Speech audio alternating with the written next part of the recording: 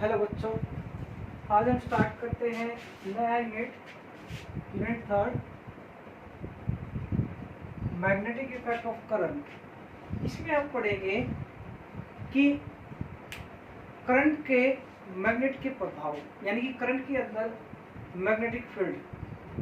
अब आपने 10th class में भी पढ़ा होगा कि जब भी किसी करंट कैरिंग कंडक्टर के पास मैं एक मैग्नेटिक कंपास या निडल लेके जाता हूँ, तो वो मैग्नेटिक निडल क्या करना स्टार्ट कर देती है, डिफ्लेक्टिंग स्टार्ट कर देती है फ्रॉम इट्स मीन पोजीशन। इसका मतलब उस करंट कैरिंग कंडक्टर या वायर के अराउंड कोई ना कोई मैग्नेटिक फील्ड जरूर है, यानी कि जहां पर हमें मैग्नेटिक इफेक्ट का पता लगता है वहां पर।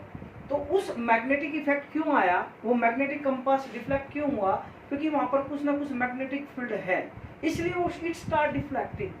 तो जो एरिया होगा, जैसे the Oersted was the first scientist.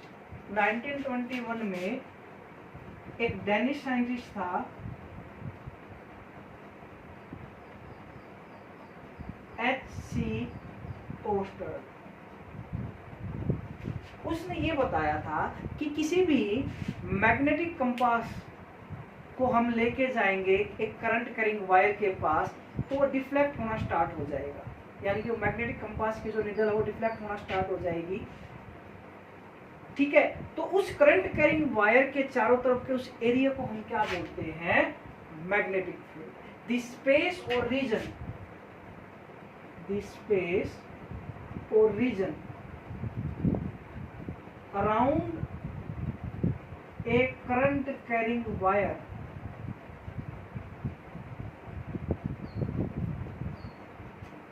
is known as magnetic field।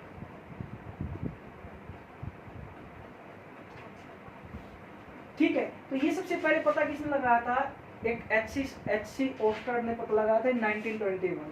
The whole concept was developed by H.C. Oyster in 1921। और उसने ये कब पता, उसने क्या किया था, इसको प्रैक्टिकल किया था। अब उसने प्रैक्टिकल क्या किया था, we will see। उसने क्या किया, एक करंट कैरिंग वायर ले ली,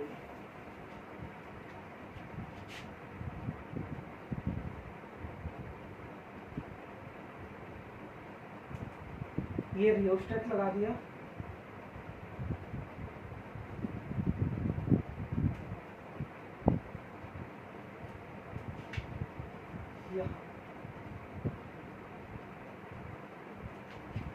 ये पॉजिटिव है। तो इस कंडक्टर को ऊपर उसने क्या किया, एक सेल से ईएमएफ प्रोवाइड की और वो करंट ऐसे चला। ठीक है, जब वो करंट ऐसे गया तो ये मैग्नेटिक कंपास का ये नॉर्थ पोल होता है, ये साउथ, तो ये नॉर्थ इधर आ गया ऐसे और साउथ ऐसे आ गया, इट स्टार्ट डिफ्लेक्टिंग। ये नॉर्थ पोल आया और ये साउथ, तो नॉर्थ पोल इस तरह गया तो साउथ पोल इस तरह।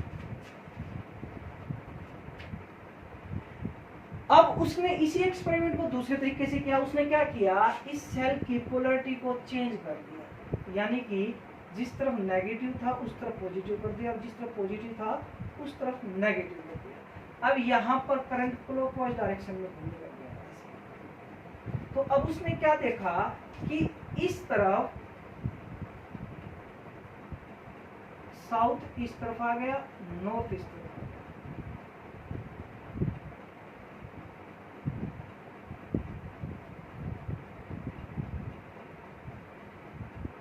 ये पहले नॉर्थ था,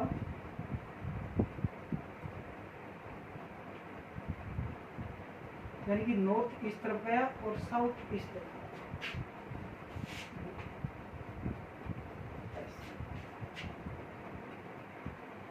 यानी कि जब क्लॉकवाइज डायरेक्शन में गया तो साउथ इस तरफ आया, और जब एंटी क्लॉकवाइज डायरेक्शन में गया तो नॉर्थ इसकी तरफ अट्रैक्ट हो गया। ये ओस्टर ने अपने एक्सपेरिमेंट से बोला था। अब यहाँ से हमारे पास तीन चीजें निकल के आई कि किसी भी कंडक्टर के अंदर से करंट बह रहा है, यानी कि चार्ज फ्लो हो रहा है, चार्ज फ्लो हो रहा है, तो वहां पर फोर्स लग गई और फोर्स लगने के कारण उस कंपास में डिफ्लेक्शन आई, और वो फोर्स क्यों आई? मैग्नेटिक फील्ड के कारण।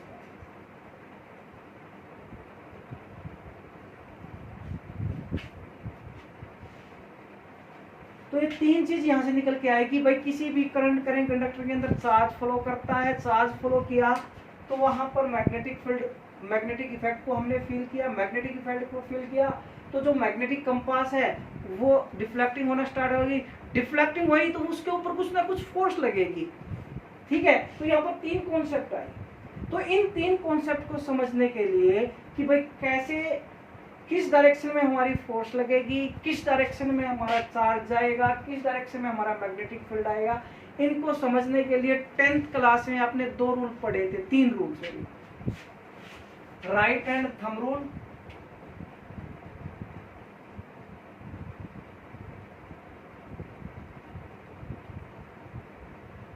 राइट हैंड पाम रूल,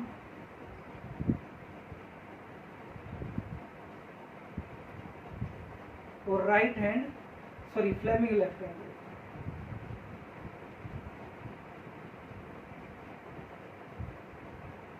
इन 3 रूल्स को आपको रिवीजन करना पड़ेगा। चलिए पहले राइट हैंड थंब रूल क्या बोल लेते हैं कि भाई मान लिया मेरे पास एक कंडक्टर है, इसमें ऐसे करंट जा रहा है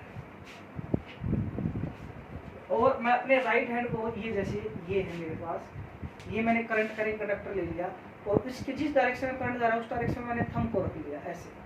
तो जो ये थंब है ये gives the direction of current, और जो मेरी कर्व्ड फिंगर है it gives the direction of magnetic field, it gives the direction of magnetic field। यानी कि अगर मैं यहां से ये बनाऊंगा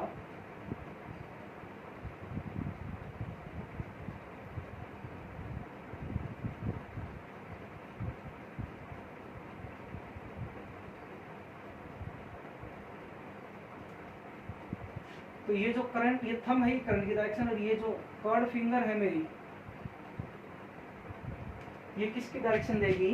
मैग्नेटिक फील्ड की डायरेक्शन। और ये थंब किसकी डायरेक्शन देगा? करंट की डायरेक्शन देगा। ये है मेरा राइट हैंड थंब रूल। अगर मैं इसी को उल्टा कर दूं, जैसे कि ये मेरा करंट करेंगे कंडक्टर है, इसको उल्टा कर दूं ऐसे, करंट ऐसे जाएगा तो मेरी मैग्नेटिक फील्ड ऐसी हो जाएगी, दिस वे। यानी कि अगर मैं इसको उल्टा कर दूं अपोजिट डायरेक्शन में, तो थंब मेरा ये होगा और ये मेरी body.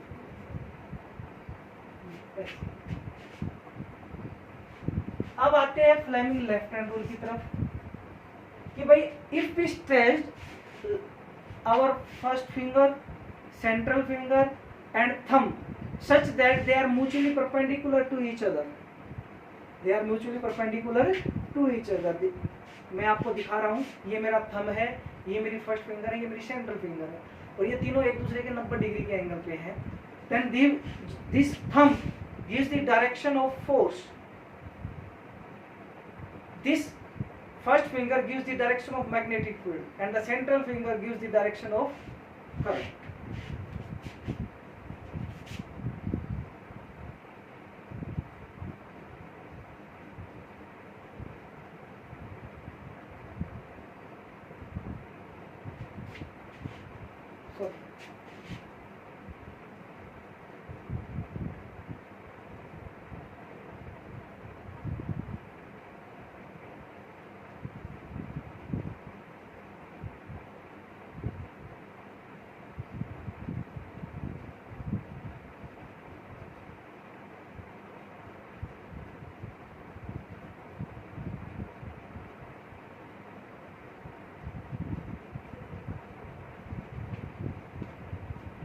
They are mutually perpendicular to each other.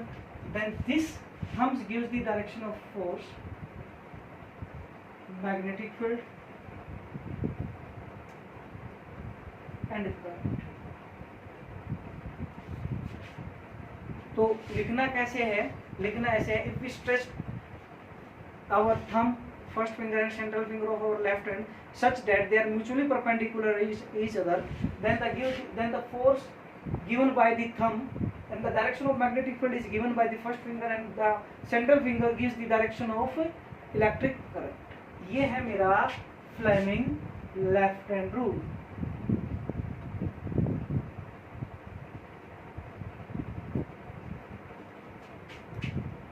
अब बात आती है कि किसी भी चार्ज को अगर मैं एक मैग्नेटिक फील्ड के अंदर रख देता हूं, यानी कि फ्लो करवाता हूं, मूव करवाता हूं, तो मूव करेगा तो वेलोसिटी के साथ मूव करेगा, तो उसके ऊपर कितनी फोर्स लगेगी वो किसने दी थी? That force is given by Lorentz, और उसको हम बोलते हैं लोरेंज फोर्स. क्या बोला था इसने? If A charge Q is moving with a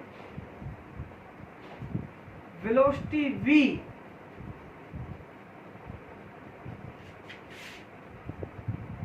in a magnetic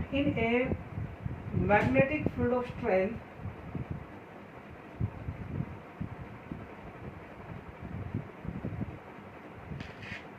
V and its velocity vector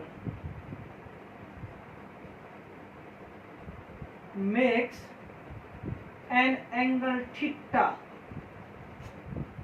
with magnetic field,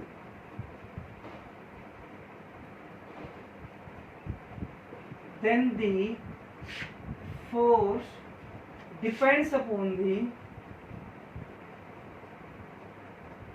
force exert on the charge Q depends upon following factors.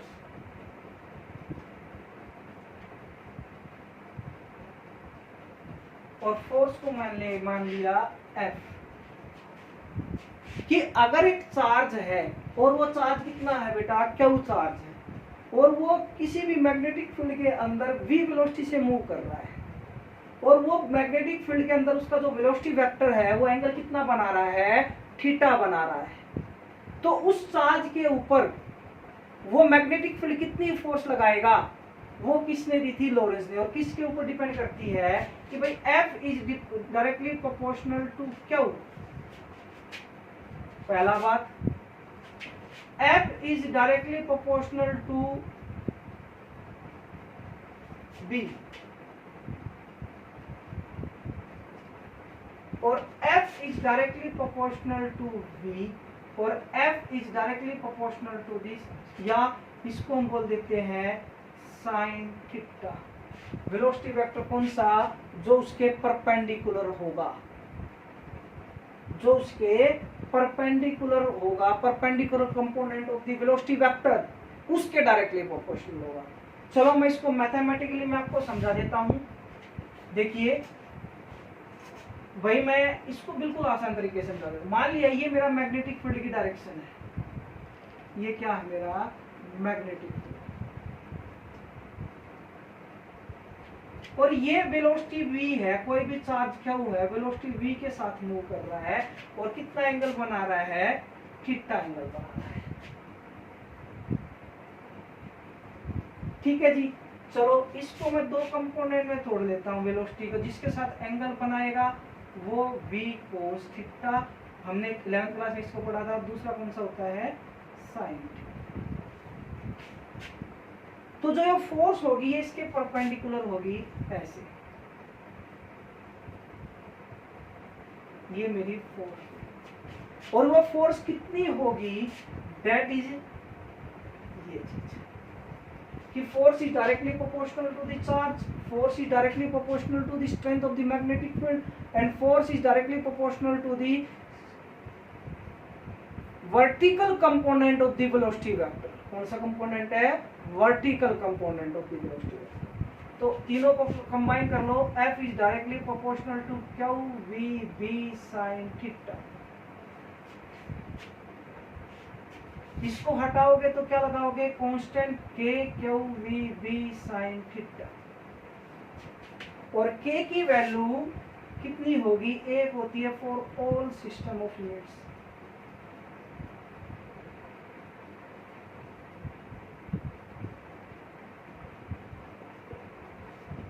तो यहां से force कितनी आई, F equal to Q V B sine theta, और मैं इसको ये भी लिख सकता हूँ F equal to Q into में V cross B.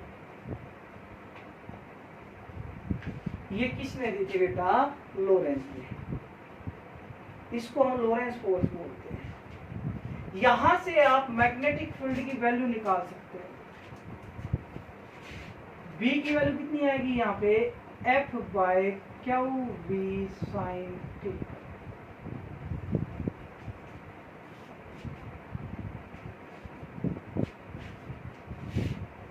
SI unit क्या होती है मैग्नेटिक फील्ड की, टेस्ला।